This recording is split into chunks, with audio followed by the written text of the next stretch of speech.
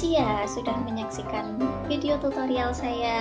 Jangan lupa klik subscribe di bawah ini, like, serta yang paling penting untuk selalu komen di video yang saya bagikan. Terima kasih.